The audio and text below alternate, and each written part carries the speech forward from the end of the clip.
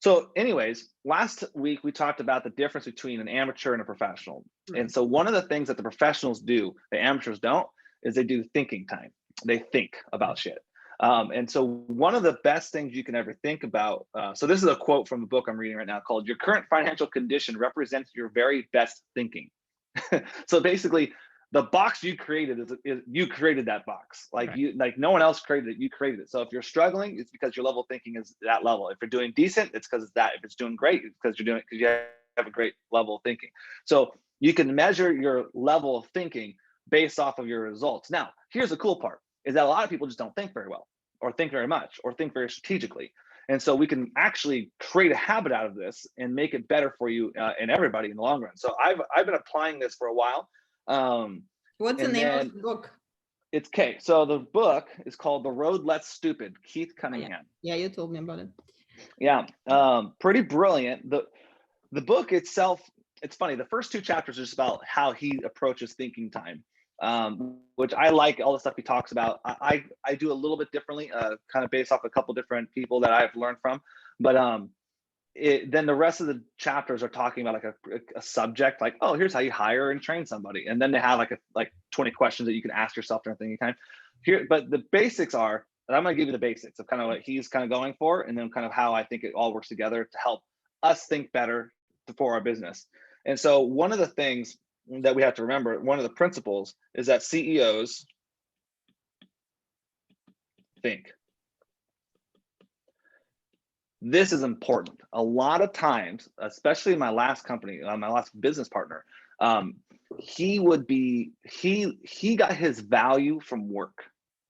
So he got his value from the amount of hours and work and Right. production he puts in, which is that is a technician. That's not a CEO or a business owner, right? That's a completely separate mindset. For me, I knew this, like I had to learn this, but later on, especially after some coaching from another group I used to be in, I realized, wow, you know what? I think I'm more valuable by me not working like he does. Because when I'm in that mode of working, I can't think very well. I'm just reacting to fire. So I need to separate from that and actually become like the strategizer. So that was my key role in that last company, was the strategy. So like I would go out and take long walks and think and try to figure shit out and like come back with like some ideas and what we need to do. But I didn't know I was actually doing this at the time until I read this book. I was like, holy shit, that's like exactly how I navigated these things. Right. And so we have to remember, like, because I was technically the CEO of that company and he was a CMO, so that was kind of my job. And so what I realized is like, and I remember Garrett saying this too, is like, my most valuable time is thinking.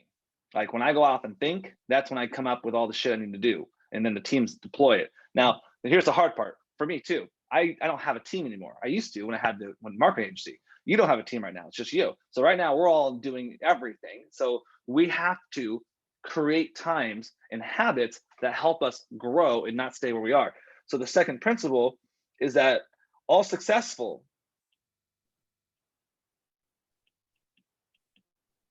slash pros have boring habits. So the idea is that if you look at people that are successful, now this is where it gets really interesting. I had a discussion with somebody this morning. We go running every morning at the beach, and he's one of my close friends. Um, wait a second. Can you see my? What just happened? Weird. Sorry about that. So one of the things we're talking about is we live in so on Newport Beach. There's a whole bunch of houses, like $5 to $10 million houses, are all over the place. And the funny part is, like, when you see these people come out of the houses, and this is me. I sound like such an asshole right now saying this, but they don't look smart. Like they don't. When you see a lot of these people with a lot of this money, you're like, you don't look like that intelligent. And so I do how the did same thing. I know. We all think it. We just don't like saying it because it makes us feel like an asshole. But I'm like, I just don't understand how you can do this. Like, how do you make this much money to buy this shit when you're Right. kind of a dumb person? Like, how's that work? So what we figured out was that we're too smart, creative. We have too many ideas and strategies, and that hurts us because we constantly are doing different things. So we get an idea, it's a good idea, we start it, and then the next idea, oh shit, like the shiny object syndrome, and we kind of don't have the habits of compound interest that helps us grow. These quote unquote not so smart people, they don't think that much about like new stuff, right? And so they have compounding interest of habits. So they do the same shit every morning without thinking about it, without trying to like come up with brilliant ideas. They just do the same stuff every day, and then it compounds over time and they get good results. So we have to figure out, how do we take those lessons from the people that aren't as savvy as we are and utilize that in our thing. So we want to create habits. Now, I'm not going to go into how to create habits. I'm not going to go into like all the habits you should have. I am not a pro at habits. I have some habits, and they're great habits, and I have some bad habits. But I'm always trying to make them better. But here's where I'm going to talk about. We need to create the habit of thinking time. Like, this is the one habit I want everybody in the Grit Marketer to create. So this is why I think it's important that we talk about this, because I think if we can all create thinking time as a habit, we will all, as a group, move up. Put it this way, I did 2 sessions last week of thinking time, and I completely revolutionized and changed the direction and input and output of Grit Marketer just by doing this thinking time. Like, it was amazing. I couldn't believe, when I was done, I was like, holy shit, how did I not think about this stuff before? Like, how is this not coming to me? And it's because I did this very selective process. I'm going to talk to you and show you how to do it in a second. So if we can, and so my suggestion is that we create habits out of this thing. It's not a sexy habit. Like, oh my God, I got to spend 30 minutes to think. like it's not like some like, oh my God, I'm going to run this massive ads and I get millions of dollars. Like, no, but this is going to help. So I want everybody to kind of think about how to schedule thinking time. Okay, now, in order to do this, we have to understand a couple of things. Number one is that the quality of questions gives you the quality of answers. So a lot of people, quality of question creates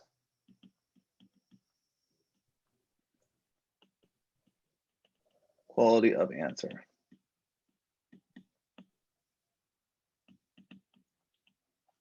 So the idea is that a lot of times what we do is we think, okay, what's going on? Like, why isn't this working? Well, why isn't this working isn't a really good quality question. And so we start to like come up with these ideas. Well, you know, my sales suck. Maybe my leads suck, or this sucks, or that sucks. Like, we don't have a good quality. So what happens is we start to look, as the answer of our questions is going to be the symptoms of problems, which is that's the big thing. Like, that's the problem that most unstrategic, like people that don't have the strategy of thinking, think about the symptoms, not the causes. So there's a cause and effect to everything, right? So the cause causes an effect. There's a root cause of something that makes someone sick. So the problem is with a lot of our healthcare right now, the same exact thing. People come in, they have an earache. Okay, well, here's a pill that takes away all the inflammation of your whole body and fucks up your whole system just to take the inflammation away from your ear. And like, that's a symptom that they're treating with a pill. They're not actually going in and figuring out what the cause of the symptom is and treating the person as a holistic. So that's a big issue that we have in our health industry. It's the same issue that we have in our business. So we look at the symptoms, because symptoms, we see them. Whoops, I threw my pen. The symptoms, we can actually see what it is. Like, oh, my ads. Oh my God, I'm not making any leads this well. Oh my God, like, that's the symptom. Like, and that's what we get focused on. But what causes that is where we have to start to analyze and figure out. So a way we can do this is by identifying the causes. So I'm going to draw a little thing here as an example. So identify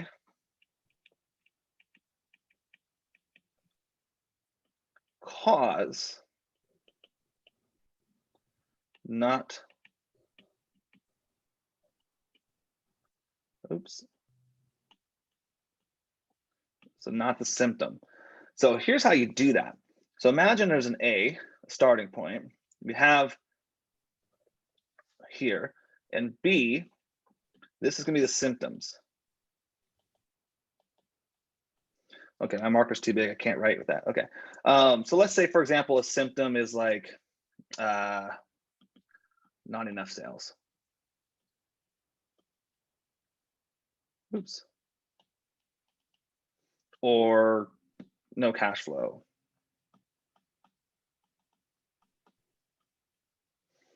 Or no profits. Or no leads. I think you get the idea. So there's a symptom. Like these are like, oh, these all suck. They're obviously problems. We don't want any of these things.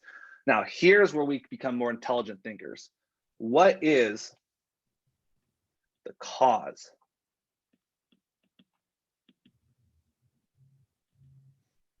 That's the question. So there's this thing here that's the cause. This is the gap, right? Like there's a gap between where we are, and then here's the problems that we have. But in the middle, there's a cause to the effect. So what are the causes of this problem? Let's say, for example, it's poor messaging could be a cause of poor leads.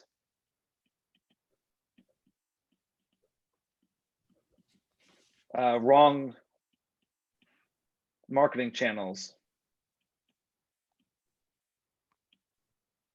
Let's say a poor USP, so you're not different enough.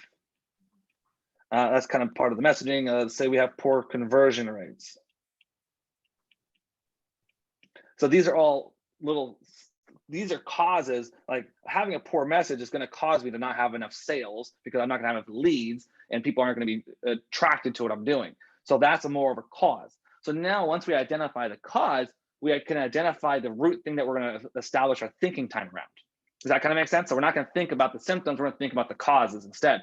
Because a lot of people just think symptoms, especially like when you have staff meetings. Like I did this for fucking years where we'd sit down and we'd write down all the issues of clients and problems, and we'd all brainstorm, okay, well, this ad doesn't work, so we should probably try, decreasing or changing that. Like we weren't focusing on the cause of the problems. We were just focusing on fixing the little tactical stuff. And then the tactical stuff just makes more work. And then you start investing too much time, work, and energy into trying to fix tactics when that's not even the issue.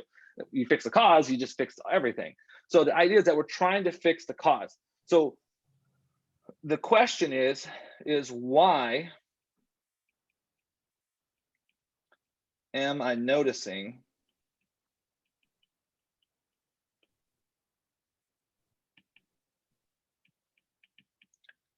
these symptoms?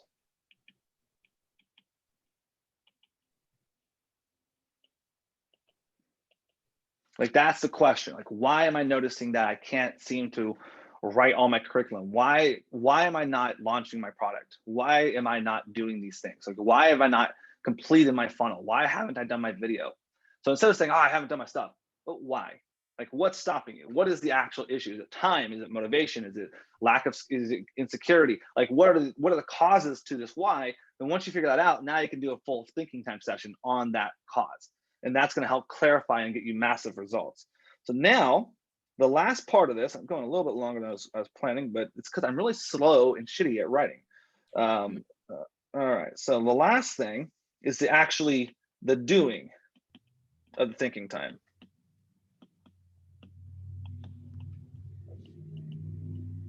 So here's what we're gonna do. I'm gonna ask you, or all of us, this is what I'm doing currently. I'm planning on doing 3 a week. That's my goal right now. It's a lot. It feels I want to do it every day, but I realize, you know what, I'm just not gonna do it. I already know I'm not gonna do it. That's gonna be too much. Then I'm gonna stop. I'm not gonna build a habit. So I'm gonna try to do it 3 times a week of thinking time, where I pick out, okay, what's going on? How do I pick a problem and do that? So what I'd like you to do is figure out how many times you're going to do it. So that's gonna be frequency.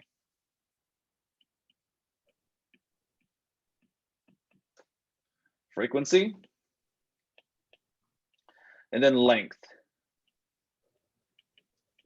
I've been scheduling 60 minutes for myself. I've noticed that around 30 minutes, I feel done. So to me, realistically, 30 minutes is probably what I need to do. And so once you kind of figure out, okay, 3 times a week, 30 minutes, so you see, we're going to try to build a habit out of this. That's why I want you to, if you could clearly define the parameters of how you're going to do this, then you can actually build the habit. Otherwise, it's going to be too free form and you're not going to actually make this a habit. So you're going to do the length. Try to pick a time and a place. So for me, I can't do thinking time on my desk. I can't. I see my computer, my brain thinks about the shit. I see my files I need to put away. Like I go thinking time. I have a chair in my library where I read. I sit down there. That's where I go, and I usually do it in the afternoon. So like that's kind of like where I've been doing it. The next thing is the last part of this section, like kind of getting going, is take away all distractions.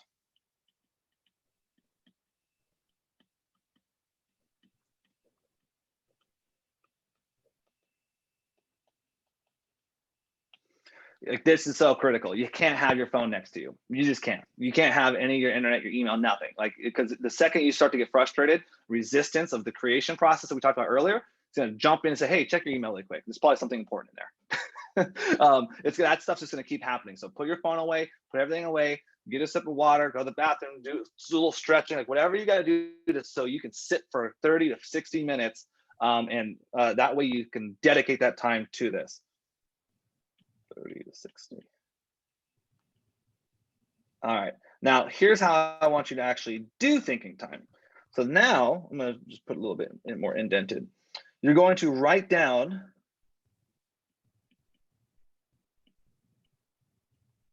a title, and that's going to be the cause. So that way you understand, like, this is what I'm going to be writing about. The cause is that I feel insecure about doing Facebook Lives every day. That's why I haven't done any of them. Or the cause is my messaging sucks. No one's being attracted to it right now. So that's going to be like the cause, okay, of the symptoms. Then underneath that, I want you to write down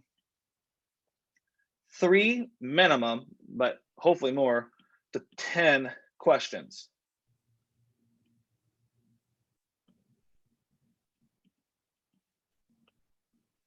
Now these questions, actually I'll just stay here.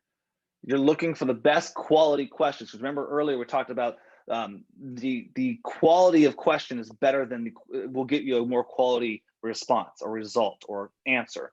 So instead of thinking superficial, really dive deep, like just free form, like, okay, well, let's just write down, why am I doing this? What's going on with me? Or what's my messaging? Why does this suck? Why does nobody like it? How can I make my messaging better? What if I did, like these type of things, just start writing down some questions for yourself. Just bullet point 1, 2, 3, 4, 5, 6, 7. So, brain dump means just get them all out of your head. Brain dump all your questions in the very beginning. So you're gonna just basically make a bullet point list of your questions. Okay, and then the second part is then you're going to do a question and then the answer. And this is going to be a brainstorm. Nothing is solidified. You're not, no one's going to see this stuff for you. So it's more of a flow state, brain dump. Just get all your thoughts and feelings out about this question and ideas. And that's going to help you. And what's going to happen is you're going to realize you're going to start to get in a weird flow state as you're writing this out. And then as you're doing it, you're going to start getting more questions revealed to you that are more important. It's really weird how this happens. That's what's happening to me like nonstop. And then when you're done, you write down the second question. And then you do the next answer. So you're going to rewrite the question, and then you're going to do a little paragraph underneath it, just brain dumping all those answers that you can. Okay. Then the last part of this, it's just a quick summary.